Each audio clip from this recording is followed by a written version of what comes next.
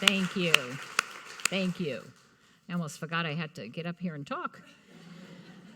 All right. Well, it's interesting because my husband is in Eau Claire right at this moment, and he is doing a talk on prosperity.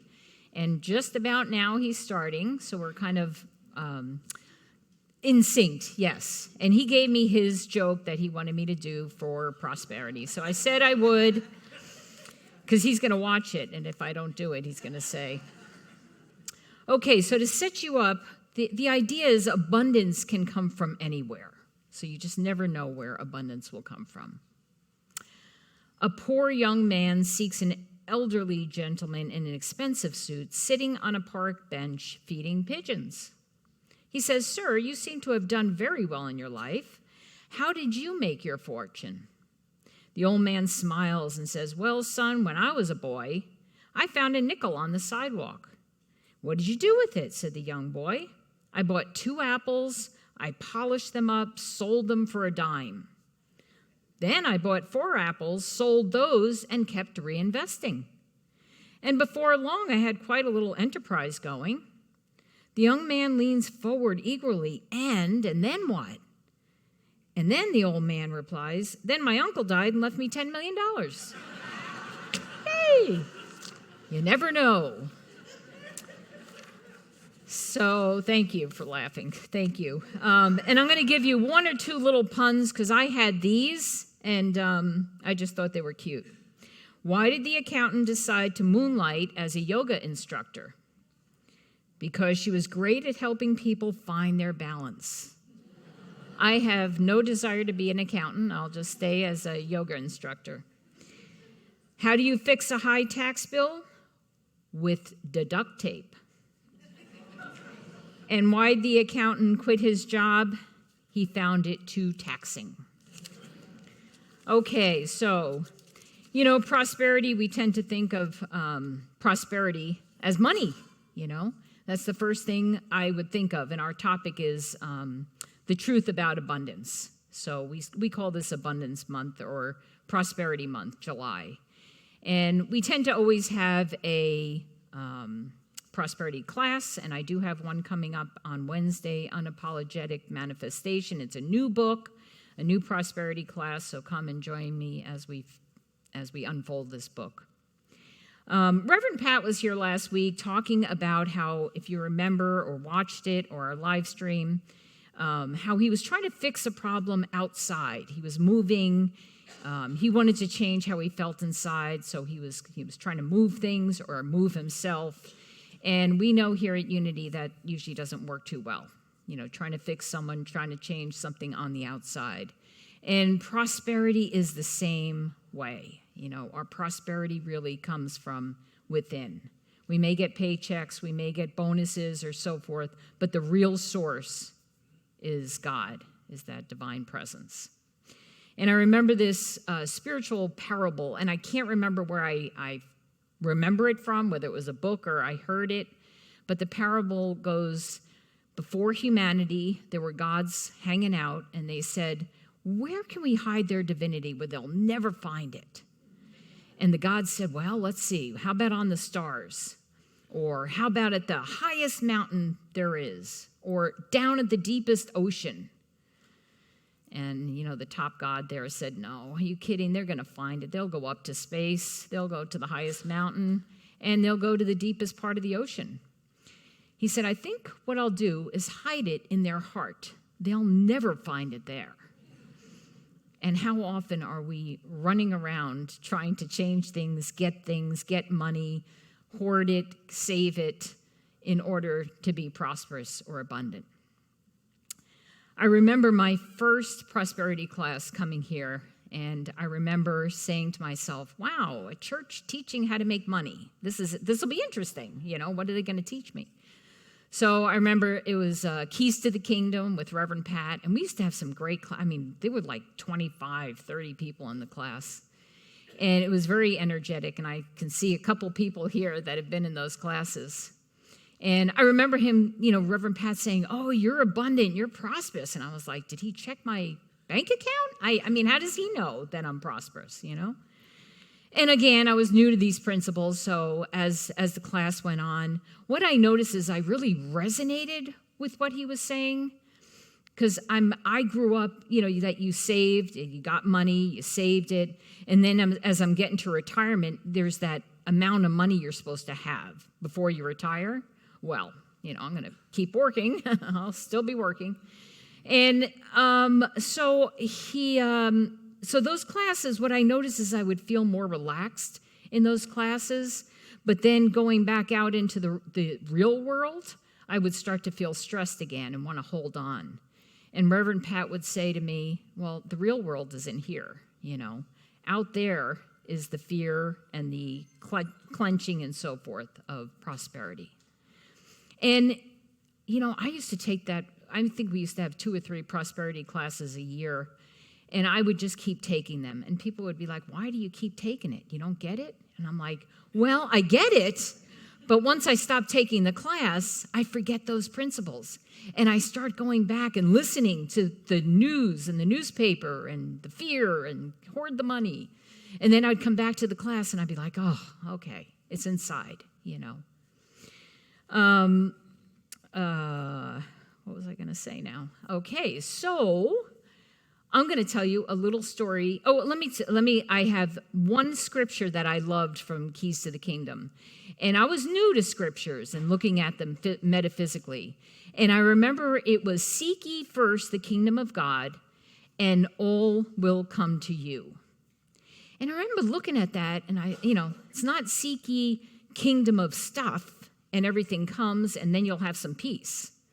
I've done that. I've had the stuff. I've had to get this thing, but it brought me about 2 minutes of peace. And then it ended up in the corner, and then I was on to the next thing. But it's seek ye first the kingdom of God. And the kingdom of God is where? Within. It's our consciousness, that divine consciousness. When we tap into that divine consciousness of love, prosperity, purpose, abundance, when we are aligned with that with righteous thinking, so we have to be mindful of our thinking. Remember, we're co-creators here. We can create. So that seek ye first, all will come to you in divine ideas. So again, that prosperity is the ideas and that beingness. I'm going to tell you, I hope it's short, a story about how I found my prosperity, how I learned about prosperity. I came to Minnesota about 24 years ago, somewhere around there. And I came, this guy I was dating in massage school, we were probably dating about a year, and we graduated, and he told me he was moving to Minnesota.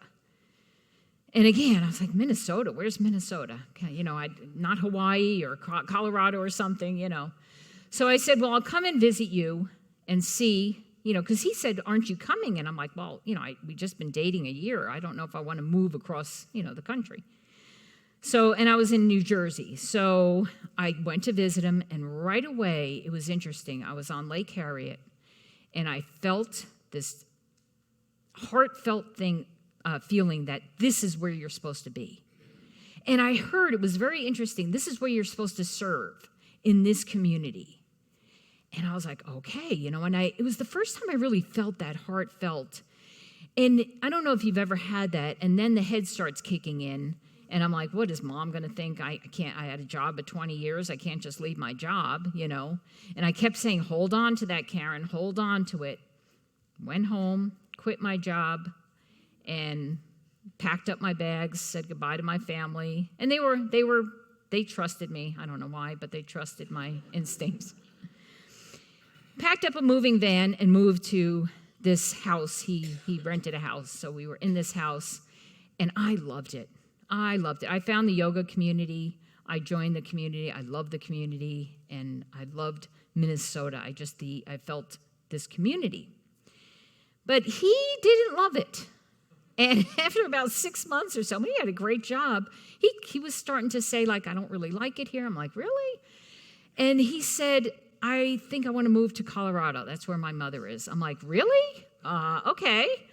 And I am like a person who's rooted, I lived near my parents' house all my life, Even when I got married, it was probably a couple miles from there.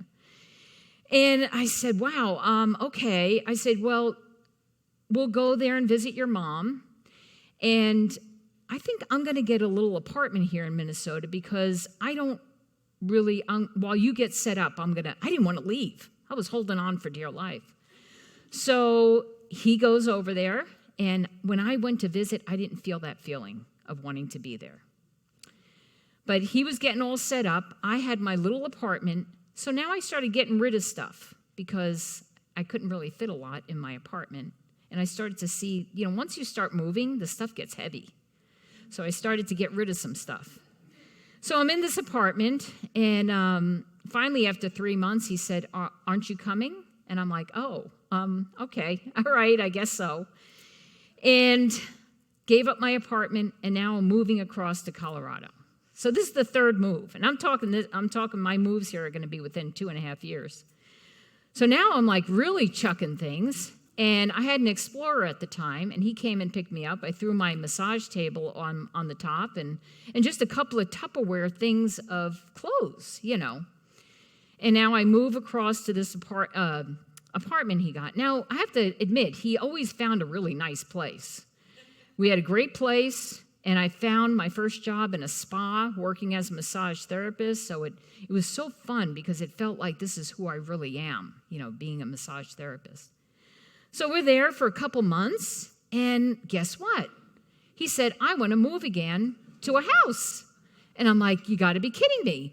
But part of me said, a house is permanent. Okay, so maybe this is it. And he buys this house. He gets this house. I wasn't involved in the house. I said, listen, you buy the house, have fun, I'll pay for food, And so he gets this house, cute house. Cul-de-sac, Rockies in the background. I'm like, okay, this is nice. But I said to myself, if he says the word move one more time, I am not going to go. And I said to myself, okay, I'm going to back up a little bit. Now, I've had a yoga practice and also a Tai Chi practice for like the last 7 or 8 years at this point. And the point of this whole story is that after that practice, I would feel so centered. And I remember getting off the mat and saying to myself, I can handle whatever comes my way. I felt this calm. I felt this bliss. And I said to myself, this is what people do drugs for. It really feels like awesome. But, as the day would creep on, it would disappear. And I would start to feel anxious again a little bit and fearful.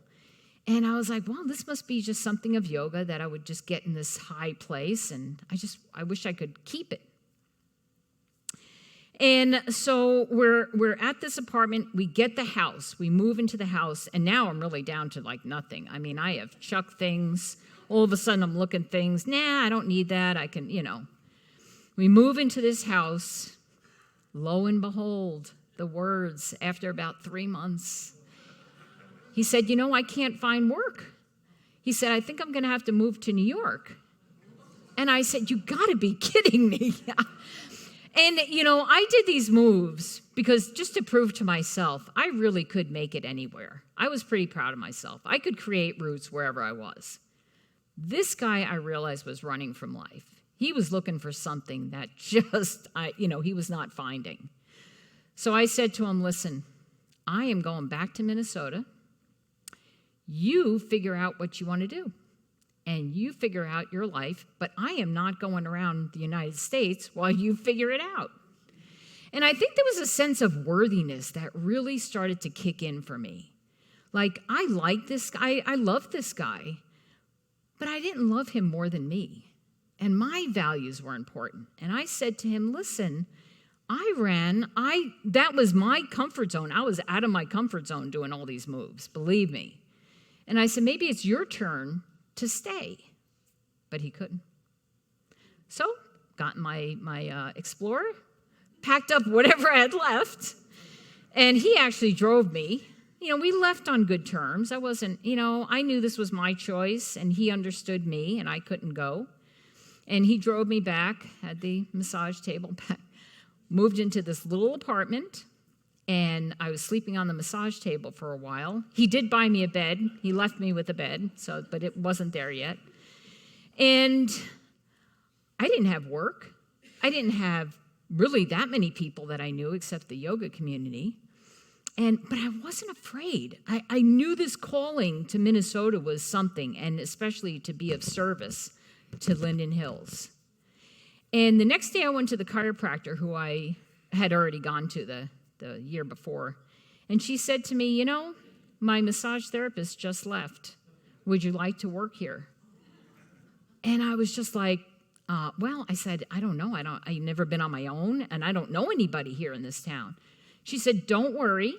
I'll get you some clients. And it was in that moment where I realized she held the high watch for me. She had more confidence in me than I had in myself. She said it with such confidence that I said, okay, I'll do it. And I took that job, and I'm still there 22 years later, and I love it. It's been a great work for me, really fulfilling my purpose. And I remember walking around Lake Harriet saying to myself, okay, now what do I need? What do I need to get? How much can I afford this? I'm walking around the lake, and I said, you know what? I don't need anything. I have everything I need. And it was in that moment that I realized that prosperity is really fulfilling when you're full. I was full on my purpose. I was doing what I was called here to do. I was now, and this was so funny, this feeling of wanting to volunteer. I thought maybe when you hit 50, like a bell went off, like it's time to volunteer. Like, that this is a thing, But I did. I felt this weird feeling like I want to volunteer, It was so interesting. But when you're full, you want to give back naturally. There's a flow. And that's a huge part of prosperity, is that circulation. It's circulating our time, talent, and our money. And that is part of the flow. Eric Butterworth talks about in his book, In the Flow, that we are in this stream. It's constantly moving, this flow of energy. I love the example of the Dead Sea. You have the Jordan River, and it flows down, and it goes into the Sea of Galilee. And the Sea of Galilee is this lush, alive sea that has a lot of life in it. And it has an outlet, and it goes down, and it continues down into the Dead Sea. And the Dead Sea is dead. There's no life in the Dead Sea. It's just stagnant. And the only way the water leaves that Dead Sea is through evaporation.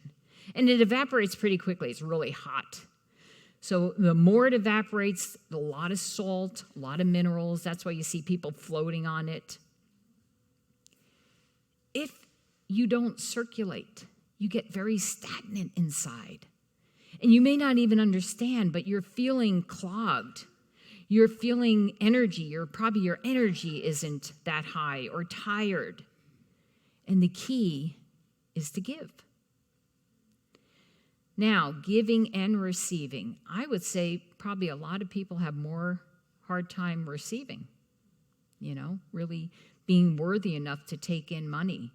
I remember when I first doing massage, I had to charge people now, and it felt humbling, felt weird to take that money.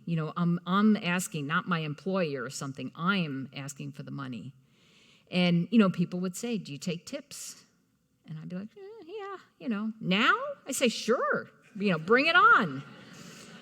I've really learned to receive, and I think it's so also really important having that self-care time. That, for me, is such a balance in learning how to add that self-care. And the last thing I want to include in prosperity is gratitude. With gratitude, you can see things. I loved David Owen Ritz in Keys to the Kingdoms would say, usually our life is 90% good. 10%, it's not, there's some stuff to work on there.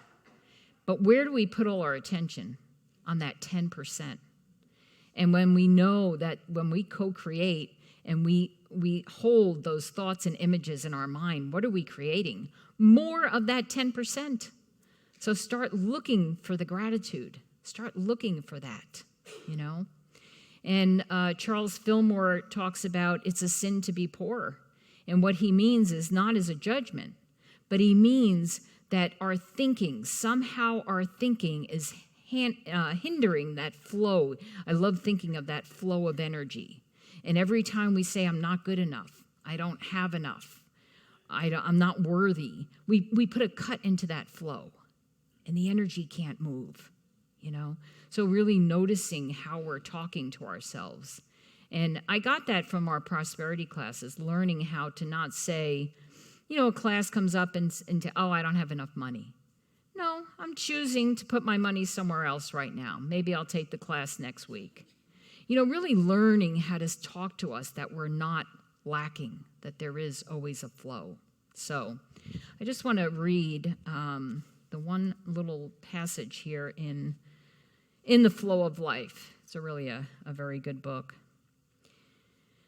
Yes, God will supply every need if we open our minds in enthusiastic desire to give. Ideas, plans, and forms will come easily and flow freely.